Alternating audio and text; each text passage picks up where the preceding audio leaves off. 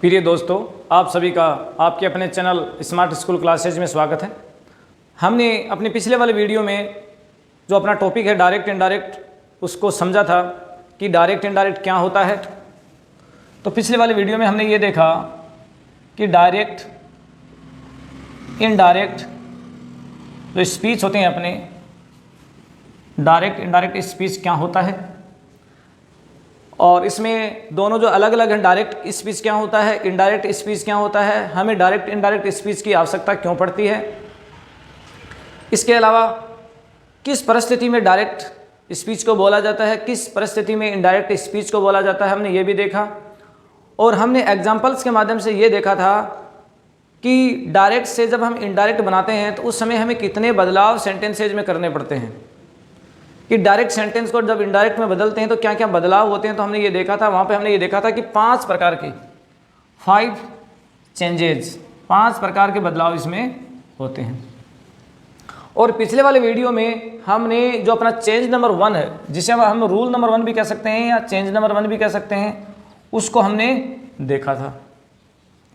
तो आज के इस वीडियो में हम चेंज नंबर 1 को फिर से देखते हैं और फिर आगे भी जो अपने कौन कौन से बदलाव होते हैं हम उनको देखते हैं, और बहुत सारे एग्जाम्पल्स के माध्यम से हम डायरेक्ट इनडायरेक्ट को समझने का प्रयास करते हैं। अगर आप ये वीडियो पहली बार देख रहे हैं तो मेरा आपसे निवेदन है कि आप पिछले वाले वीडियो को पूरा देखें और उसके बाद इस वीडियो को देखें। अगर आप इस वीडियो को पहली बार देखेंगे तो डायरेक्ट इनडायरेक्ट आप नहीं समझ पाएंगे, क्योंकि डायरेक्ट इनडायरेक्ट क्या होता है ये हमने पिछले वाले वीडियो में समझाने का प्रयास किया है। तो मुझे ऐसी आशा है कि आपने पिछले वाला वीडियो भी देखा होगा। तो अभी हम आगे चलते हैं। तो जब डायरेक्ट से इनडायरेक्ट बनाते हैं तो उसमें जो चेंजेस करते हैं, उसमें जो पहला जो चेंजेस है वो क्या है। देखिए, हमारे पास जो आरवी होता है, हमने ये भी देखा था पिछले वाली वीडियो में कि आरवी जिसे हम कहते हैं रिपोर्टेड वर्ब, और ये देखिए आरएस रिपोर्टेड स्पीच, ये क्या होते हैं।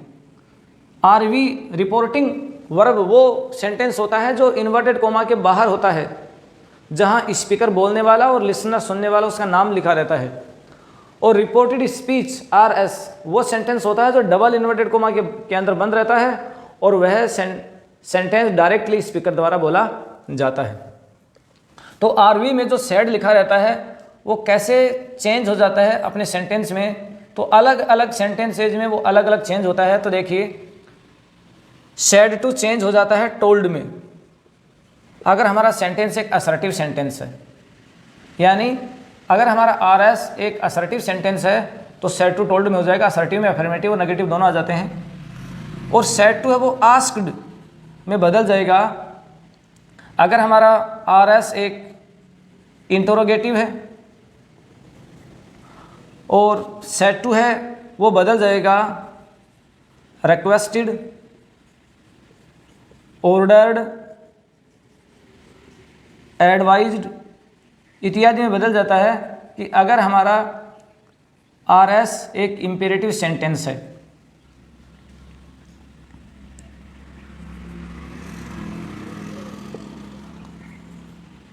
एक्सक्लेम्ड विद सोरो, एक्सक्लेम्ड विद सोरो, exclaimed with surprise, exclaimed with happiness, हमारा जो सैड टू है वो बदल जाता है एक्सक्लेम्ड विद सोरो अगर दुख की बात हो, आश्चर्य की बात हो तो एक्सक्लेम्ड विद सरप्राइज, और खुशी की बात हो तो एक्सक्लेम्ड विद हैप्पीनेस। अगर हमारा आरएस एक एक्सक्लेमेटरी एक्सक्लेमेटरी सेंटेंसेस हो।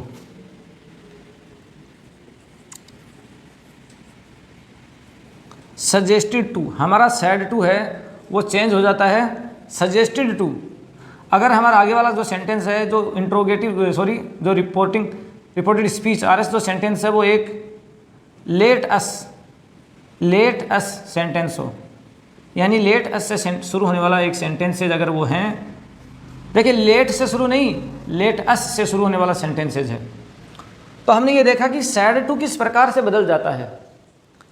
इस नियम को हमने पिछले वाले वीडियो में भी देखा था, लेकिन क्योंकि आज की वीडियो में हम इसी पर चर्चा करने वाले हैं तो इसलिए हमने उसको फिर से एक बार देखा। देखिए, असर्टिव सेंटेंस क्या होते हैं, इनकी सेंटेंस स्ट्रक्चर कैसे बनती है, इंटरोगेटिव जो सेंटेंसेज हैं वो क्या होते हैं, उनकी स्ट्रक्चर कैसे बनती है, इंपेरेटिव सेंटेंस क्या होते हैं, इनकी स्ट्रक्चर जो सेंटेंस का निर्माण कैसे होता है, एक्सक्लेमेटरी सेंटेंसेज हैं वो क्या होते हैं, उनका निर्माण कैसे होता है और लेटेस्ट से शुरू होने वाले सेंटेंसेस का क्या अर्थ होता है और ये कैसे बनता है, उसके लिए हमने अलग से 2 वीडियो बना रखे हैं अपने 10 सीरीज के तहत।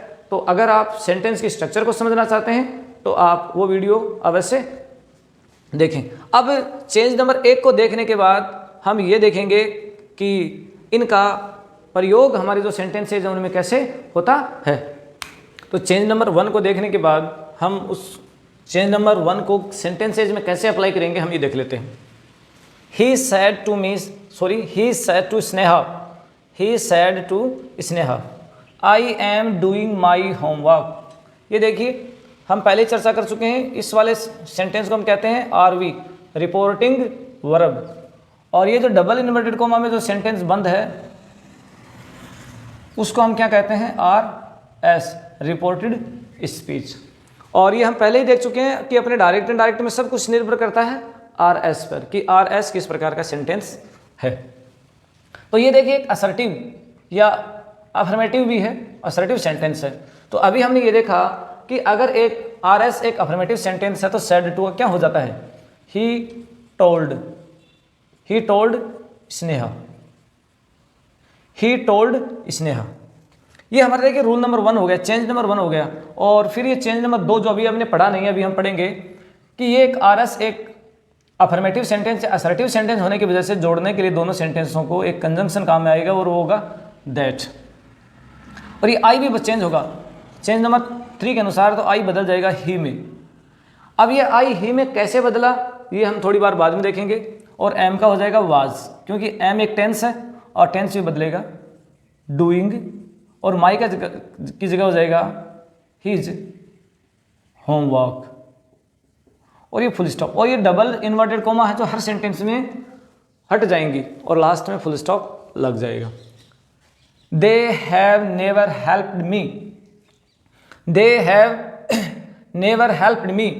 तो ये भी एक असर्टिव सेंटेंस है, तो सेड टू का टोल्ड हो जाएगा ही टोल्ड मी। और ये असर्टिव सेंटेंस होने की वजह से जोड़ने के लिए दैट क्योंकि थर्ड पर्सन है इसलिए वो चेंज नहीं होगा, दे का दे ही रहेगा। हैव किस में बदल जाएगा, हैड में। और नेवर का नेवर, हेल्प्ड का हेल्प्ड। और मी का हो जाएगा हिम। अब देखिए मी का हिम कैसे होगा हम थोड़ी बार बाद में देखेंगे, लेकिन थोड़ा सा मैं बता दूं, मी फर्स्ट पर्सन है, मी फर्स्ट पर्सन है और वो सन बटा 123। अभी एक नियम देखेंगे हम सन बटा 123, उसके अनुसार यहाँ सब्जेक्ट के अनुसार चेंज होता है। और ये है एक पुरुष ही, तो ये आई का ऑब्जेक्ट होता है मी और ही का ऑब्जेक्ट होता है हिम। और ये डबल इन्वर्टेड कोमा, और ये कोमा जो है ना ये हमने हटा दी है। What do you want, what do you want. तो ये देखिए इसके लास्ट में भी लगा हुआ है इंट्रोगेटिव निशान, मार्क ऑफ इंट्रोगेशन। तो ये एक इंट्रोगेटिव सेंटेंस है। तो देखिए अभी हमने चेंज नंबर 1 में देखा था कि अगर एक आर एस एक इंट्रोगेटिव सेंटेंस है तो सेड टू का क्या हो जाएगा, आस्क्ड। विजय आस्क्ड मी। और ये देखिए जो अपने WH वर्ड है वही जोड़ने के काम आ जाएगा दोनों सेंटेंसेज को। आप ये समझें कि अगर आर एस एक इंट्रोगेटिव सेंटेंस है और वो WH वर्ड से शुरू होने वाला इंट्रोगेटिव सेंटेंस है तो उसी WH वर्ड को ही कंजंक्शन के रूप में काम में लिया जाता है। तो यहाँ पर आ गया हमारा वाट, जिस प्रकार से इसमें दैट लगा है इसमें कुछ नहीं लगेगा, वाट लग जाएगा। और ये देखिए अपने इंट्रोगेटिव सेंटेंस में क्या होता है कि हेल्पिंग वर्ब सब्जेक्ट के पहले आती है और अब हम इसको लगाएंगे सब्जेक्ट के बाद। तो यू एक इंग्लिश में सेकंड पर्सन है और सन बटा 123 के अनुसार यू जाएगा सेकंड पर्सन में, सॉरी यू एक सेकंड पर्सन है वो जाएगा ऑब्जेक्ट अनुसार, और ऑब्जेक्ट है मी। तो मी का सब्जेक्ट होता है आई और ये डू इसमें लग जाएगा वांट में, वांट की हो जाएगी सेकंड फॉर्म वांटेड। और देखिए अब जब यहाँ पे एक मार्क ऑफ इंट्रोगेशन लगा हुआ था, प्रश्नवाचक चिन्ह लगा हुआ था, लेकिन अब क्योंकि हमने सेंटेंस को इनडायरेक्ट बना दिया है इसलिए इसकी आवश्यकता नहीं है। अब केवल फुल स्टॉप लगेगा और ये मार्क ऑफ इंट्रोगेशन है वो नहीं लगेगा। I said to him why did you insult my mother. और ये देखिए एक मार्क ऑफ इंट्रोगेशन लगा हुआ है, इसका मतलब ये एक इंट्रोगेटिव सेंटेंस है। तो आई आस्क्ड हिम, और ये WH वर्ड जो है वो कंजंक्शन के रूप में आ जाएगा। डिड का काम बाद में होगा, पहले यू का काम होगा, यू सेकंड पर्सन हो जाएगा। ऑब्जेक्ट अनुसार ऑब्जेक्ट है हिम, तो हिम का सब्जेक्ट होता है ही, तो यू का काम हो गया। अब देखिए डिड इंसल्ट में आ जाएगा, तो ये पास्ट सिंपल है तो ये चला जाएगा पास्ट परफेक्ट में, तो वहाँ पर आती है हैड, वहाँ पे हेल्पिंग वर्ब आती है हैड, और इंसल्ट का क्या हो जाएगा, इंसल्टेड। और माई फर्स्ट पर्सन है वो किसके अनुसार जाएगा, सब्जेक्ट के अनुसार। सब्जेक्ट है आई, तो ये माई का माई ही रह जाएगा, मदर। और ये मार्क ऑफ इंट्रोगेशन को हटा देंगे, डबल इन्वर्टेड कॉमा को हटा देंगे और यहाँ पे फुल स्टॉप लगा देंगे। I asked him why he had insulted my mother. तो देखिए टेंस, जैसे यहाँ एम का वाज कैसे हुआ, हैव का हैड कैसे हुआ, यहाँ पे फर्स्ट फॉर्म की सेकंड फॉर्म कैसे हुई, यहाँ पे डिड इंसल्ट का हैड इंसल्टेड कैसे हुआ, थोड़ी ही बार में हम ये पढ़ने वाले हैं। ये देखिए अपना आर एस, अपना आर एस मतलब reported speech. Call the witness, call the witness, तो सबसे पहले मैन वर्ब है, तो मैन वर्ब किस सेंटेंस में सबसे पहले होती है, इंपेरेटिव सेंटेंस में, तो ये एक इंपेरेटिव सेंटेंस है। तो अभी हमने ये देखा था कि इंपेरेटिव सेंटेंस में सैड टू की जगह क्या आता है, इंपेरेटिव सेंटेंस में सैड टू की जगह क्या आता है, the police said to him call the witness. तो अभी हमने देखा कि इंपेरेटिव सेंटेंस में जो सेंटेंस दिया हुआ उसके भाव के अनुसार वहाँ पे आएगा। अगर प्रार्थना का भाव है तो रिक्वेस्टेड आ जाएगा, आदेश का भाव है तो ऑर्डर्ड आ जाएगा, सलाह दी गई है तो एडवाइज्ड आएगा। देखिए पुलिस, तो पुलिस क्या कर रही है, ऑर्डर दे रही है, द पुलिस ऑर्डर्ड, तो सैड टू का क्या हो गया, ऑर्डर्ड हो गया, हिम का हिम। और देखिए अगर इंपेरेटिव सेंटेंस हो, अगर आर एस एक इंपेरेटिव सेंटेंस हो तो जोड़ने के लिए दोनों में कंजंक्शन आएगा टू, दोनों सेंटेंसों को जोड़ने के लिए कंजंक्शन आएगा टू, कॉल द विटनेस। पुलिस ने उसे निर्देश दिया, या पुलिस ने उसे, विटनेस मतलब होता है साक्षी, गवाह, गवाह को बुलाने का निर्देश दिया। He said to me please help me, he said to me please help me, उसने मुझे कहा कि कृपया मेरी सहायता करो। तो देखिए ये प्लीज हेल्प टू मी ये भी एक इंपेरेटिव सेंटेंस है, और यहाँ पर प्रार्थना का भाव है, तो देखिए ही रिक्वेस्टेड, सैड टू का क्या हो जाएगा, रिक्वेस्टेड मी। और जब यहाँ रिक्वेस्टेड आ चुका है तो प्लीज अब हट जाएगा, क्योंकि रिक्वेस्ट यानी प्रार्थना करना, प्लीज यानी प्रार्थना। तो ये देखिए हेल्प आ गया, हेल्प मैन वर्ब, उसको कंजंक्शन से जोड़ देंगे टू से, हेल्प मी फर्स्ट पर्सन हो जाएगा, सब्जेक्ट अनुसार सब्जेक्ट है ही, तो आई का ऑब्जेक्ट होता है मी और ही का ऑब्जेक्ट होता है हिम, और ये हमारा full stop. That doctor said to me walk in the morning, doctor ने मुझे कहा सुबह सुबह टहलिए। तो डॉक्टर मुझे आदेश नहीं दे रहा है, डॉक्टर मुझे कोई प्रार्थना नहीं कर रहा है, डॉक्टर मुझे क्या कर रहा है, सलाह दे रहा है। तो देखिए द डॉक्टर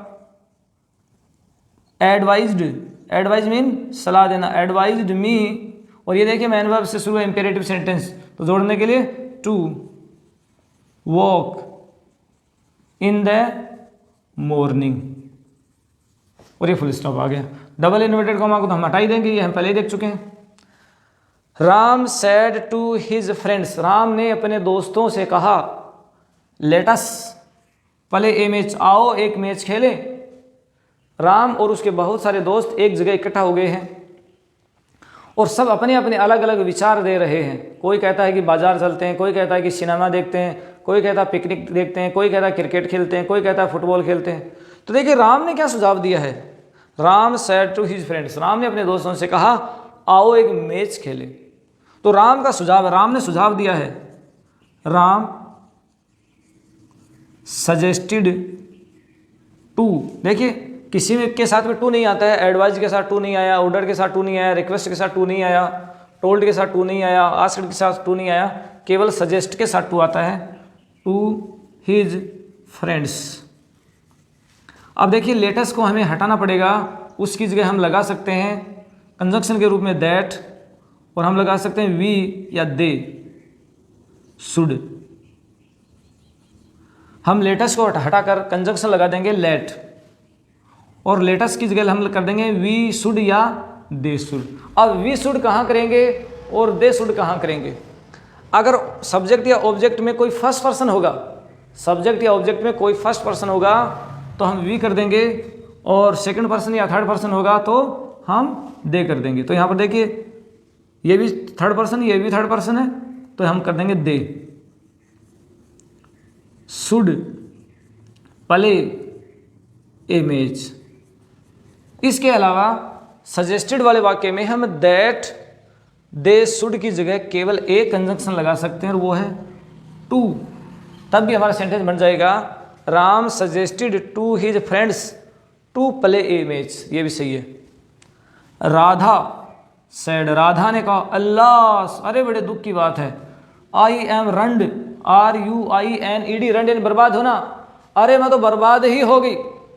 राधा ने कहा अरे मैं तो बर्बाद ही हो गई।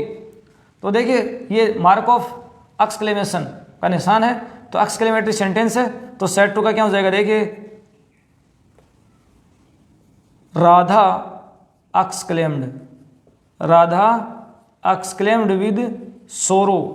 दुख की बात है तो सोरो, खुशी की बात है तो हैप्पीनेस, और आश्चर्य की बात है तो सरप्राइज। अब हम ये भी एक हमारे दिमाग में क्वेश्चन उठता है कि हमें कैसे पता चला कि यहाँ पर दुख की बात है। तो देखिए अल्लास, तो इस प्रकार के कई शब्द हमारे पास आएंगे, हम उनको देख लेंगे। और देखिए अब जब सोरो आ चुका है तो अल्लास हट चुका है, क्योंकि सोरो यानी दुख, अल्लास यानी दुख, तो वो हट चुका है। और अब आगे वाला वाक्य एक अफर्मेटिव सेंटेंस हो चुका है, तो यहाँ पर कंजंक्शन के लिए दैट, और आई है फर्स्ट पर्सन हो जाएगा सब्जेक्ट में साथ, सब्जेक्ट है राधा, राधा मतलब एक स्त्री, तो देखिए सी, और एम का हो जाएगा वोज, और रंड का रंड। तो अभी हमने ये देखा कि अपना जो चेंज नंबर 1 है, जो सेड टू चेंज होता है, वो किस प्रकार से चेंज होता है। अगर हमारे अफर्मेटिव सेंटेंस हो तो सेड टू का टोल्ड हो जाता है। आगे वाला सेंटेंस प्रश्नवाचक हो तो वो सेड टू का क्या हो जाता है, आस्क्ड, सेड टू का क्या हो जाता है, आस्क्ड। आगे वाले सेंटेंस इंपेरेटिव हो, ये देखिए 3 सेंटेंस इंपेरेटिव हैं, तो भाव के अनुसार ऑर्डर, भाव के अनुसार रिक्वेस्ट, और भाव के अनुसार एडवाइज्ड। जिस प्रकार का भाव होगा वैसा ही हो जाएगा। लेटस, लेट्स वाले वाक्य में क्या होता है, सुझाव, तो हमने लिख दिया सेड टू की जगह लिख दिया सजेस्टेड टू। और इस प्रकार का जो निशान लगा रहता है एक्सक्लेमेटरी निशान, वहाँ पे कोई दुख, कोई सुख या आश्चर्य व्यक्त किया जाता है, तो अल्लास दुख व्यक्त करने वाला शब्द है, तो हमने लिखा राधा एक्सक्लेम्ड विद सोरो दैट ही वाज रंड। अभी हम ये देखते हैं कि जो अपना चेंज नंबर 2 है, अपना चेंज नंबर 2 है, और चेंज नंबर 2 कैसा देखिए, हमने यहाँ पर दैट लगाया है, यहाँ पर हमने दैट लगाया है, यहाँ पर वाट लगाया है, यहाँ पे वाई लगाया है, यहाँ पे 2 लगा दिया, यहाँ पे भी 2 लगा दिया, यहाँ पे भी 2 लगा दिया, और यहाँ देखिए जोड़ने के लिए फिर दैट लगा दिया, और यहाँ फिर जोड़ने के लिए दैट लगाया। तो ये अपना चेंज नंबर 2 है, जिसको अभी हम देखते हैं।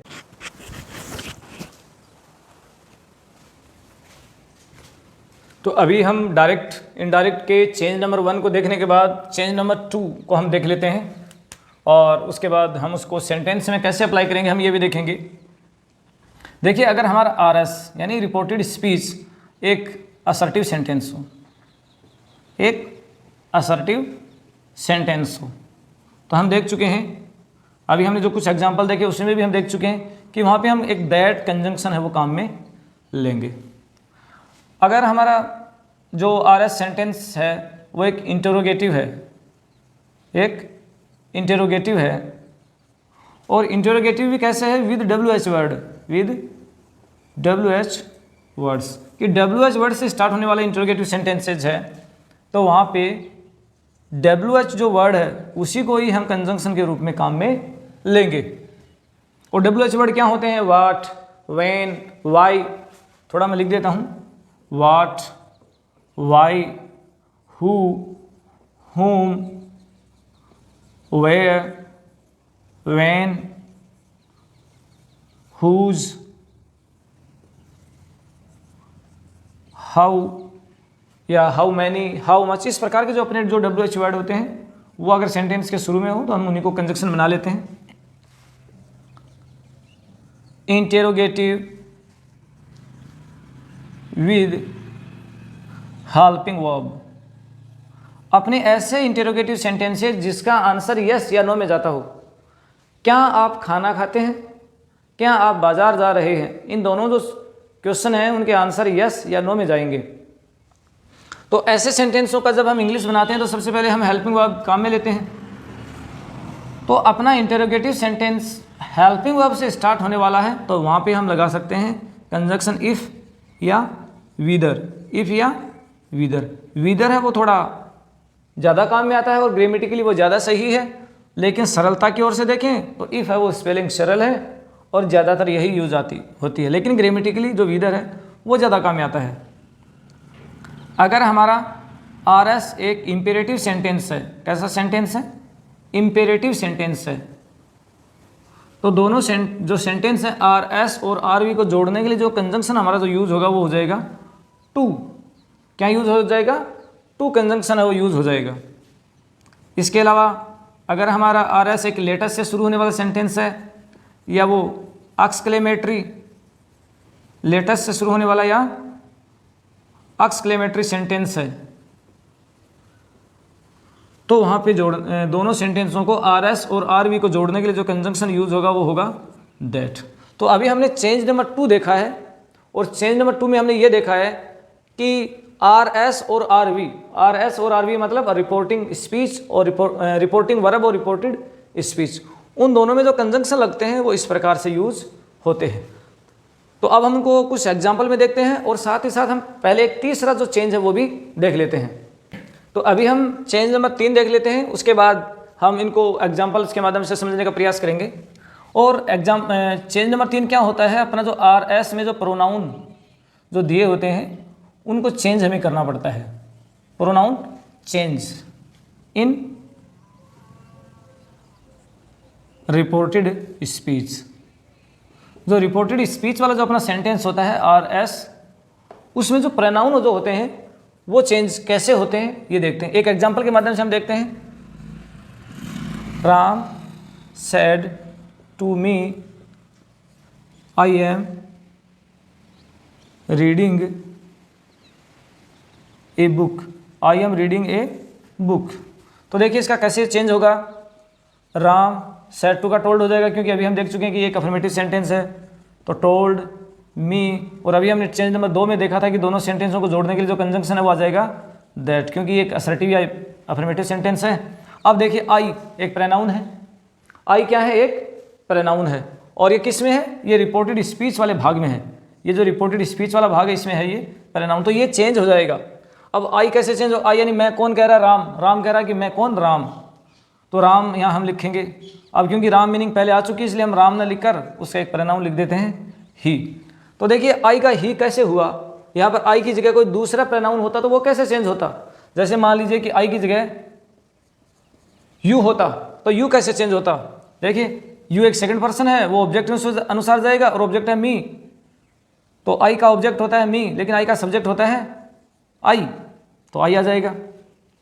यहाँ पर देखिए ही होता, ही इज, तो यहाँ पे क्या कैसे होता? क्योंकि ही एक थर्ड पर्सन है और वो चेंज नहीं होगा किसी के अनुसार भी, ना सब्जेक्ट के अनुसार चेंज होगा ना ऑब्जेक्ट के अनुसार चेंज होगा, तो ही का रह जाएगा ही। तो अभी हम चेंज नंबर 3 को सविस्तार देखते हैं कि वो कैसे बदलते हैं।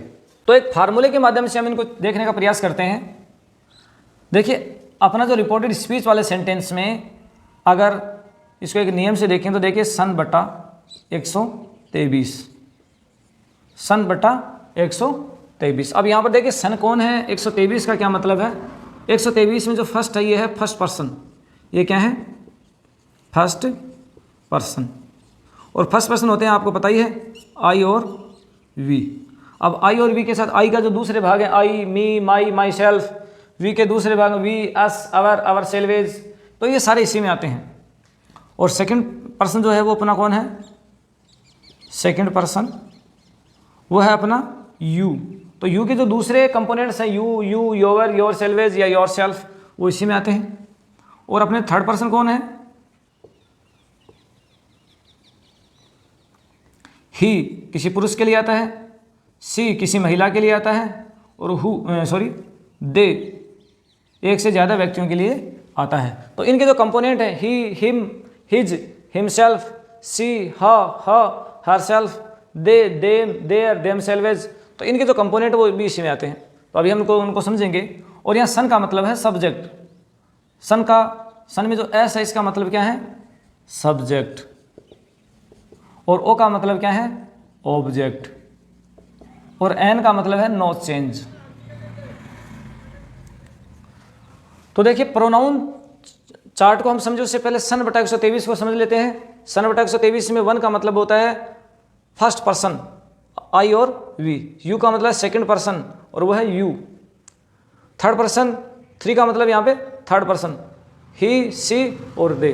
सन में एस का मतलब है सब्जेक्ट, ओ का मतलब है ऑब्जेक्ट और एन का मतलब है no change.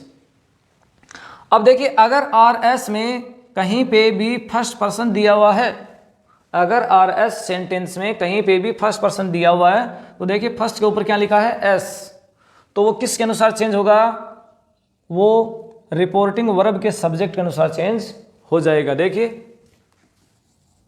Ram said to me आई, तो देखिए ऐसे कुछ लिखा हुआ है मान लीजिए आगे, तो ये रिपोर्टेड स्पीच का सेंटेंस और उसमें लिखा हुआ है आई, क्या कौन सा पर्सन लिखा हुआ है, फर्स्ट पर्सन, तो वो किसके अनुसार होगा, चेंज सब्जेक्ट के अनुसार। तो ये देखिए ये रिपोर्टिंग वर्ब का सब्जेक्ट है, ये रिपोर्टिंग वर्ब का ऑब्जेक्ट है, तो आई किसके अनुसार बदल जाएगा, राम के अनुसार बदल जाएगा, यानी फर्स्ट पर्सन किसके अनुसार चेंज होगा, सब्जेक्ट के अनुसार। और यहीं पे आई की जगह लिखा हुआ हो यू आर और फिर आगे बहुत सारा लंबा सेंटेंस लिखा हुआ है, तो यू कौन सा पर्सन है, सेकंड पर्सन, वो किसके अनुसार चेंज होगा, ऑब्जेक्ट के अनुसार, तो यू चेंज होगा मी के अनुसार। यहाँ पर आई या वी होता तो वो चेंज होता यू के अनुसार, राम के अनुसार, और यू है तो वो चेंज हो रहा है यहाँ वाले के अनुसार, ऑब्जेक्ट के अनुसार, मी के अनुसार, यहाँ कोई दूसरा ऑब्जेक्ट भी हो सकता है। फिर देखिए यहाँ मान लीजिए रिपोर्टेड वर्ब में रिपोर्टेड स्पीच में लिखा हुआ है ही सी या दे, ऐसा कुछ लिखा हुआ है और आगे सेंटेंस लंबा सारा है, तो यहाँ पे थर्ड पर्सन के ऊपर लिखा एन, एन का मतलब नो चेंज, तो ये कोई चेंज नहीं हो गई, ही का ही रहेगा, सी का सी ही रहेगा और दे का दे ही रहेगा। तो अभी हमने ये देखा कि प्रोनाउन जो चार्ट है वो क्या, प्रोनाउन चार्ट में जो सन/123 है वो क्या होता है। अब हम देखिए थोड़ा सा प्रोनाउन चार्ट को देख लेते हैं।